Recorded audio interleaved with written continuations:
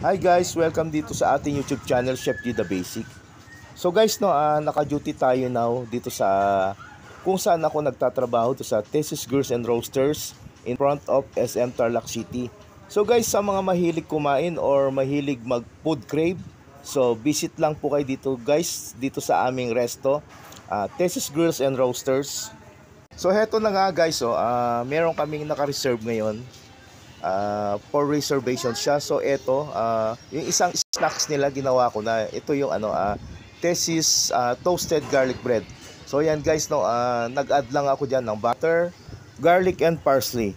So guys, ang ginawa ko dito guys is manually ko siyang tinose gamit lang yung fry pan or teflon ang tawag dito.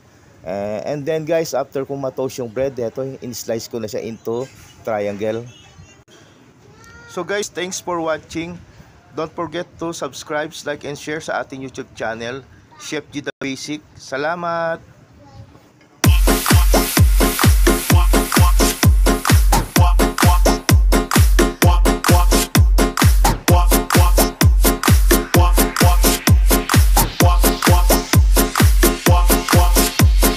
One, two, three, four.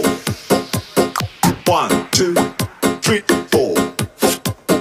1, 2, 3, 4.